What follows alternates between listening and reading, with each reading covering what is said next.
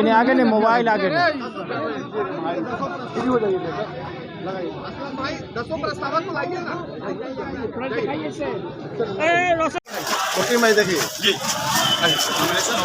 Nomination हो जाए फिर हम कर रहे हैं, पूरी मजबूती के साथ इलेक्शन लड़ेंगे और पुरानी फतह करेंगे इंशाअल्लाह। क्या क्या मुद्दा रहेगा आप बताइए।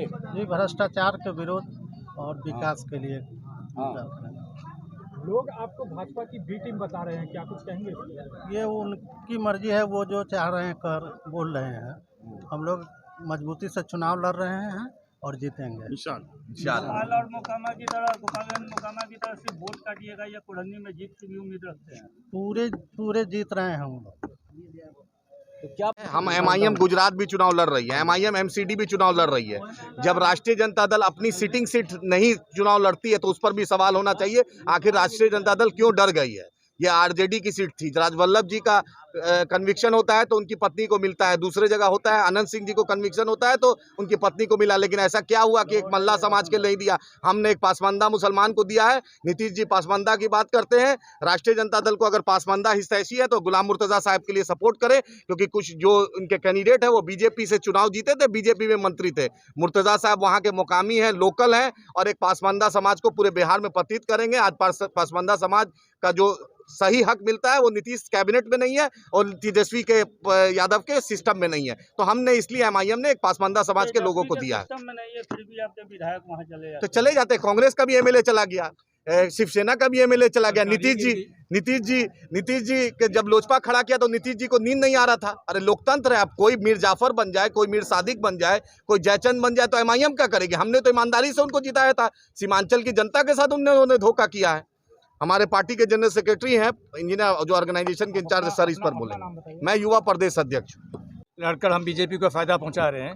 तो मेरा एक प्रश्न ये है कि नीतीश जी की पार्टी JDU जा रही है गुजरात इलेक्शन लड़ने और उनकी पार्टी MCD दिल्ली भी इलेक्शन लड़ने जा रही है। तो गुजरात में तो मेन लड़ाई BJP और कांग्रेस के बीच में है, वहाँ JDU क्या करने जा रही है, किसको वोट काट के और किसको फ़ायदा पहुँचा रही है। तो आज JDU अगर गुजरात में इलेक्शन लड़ती है तो BJP को फ़ायदा पहुँचा रही है। हम भी कह सकते हैं कि वो वोट कटवाएं। आज दिल्ली में वो इलेक्शन लड़ने जा रहे हैं तो हम कह सकते हैं कि JDU वाले भी वोट कटवाएं, इसलिए कि वो आम आदमी पार्टी को नुकसान पहुँचाने के लिए जा रहे हैं। तो ये बात बेतुकी बात है कि बार बार ये MIM की बात की जाती है।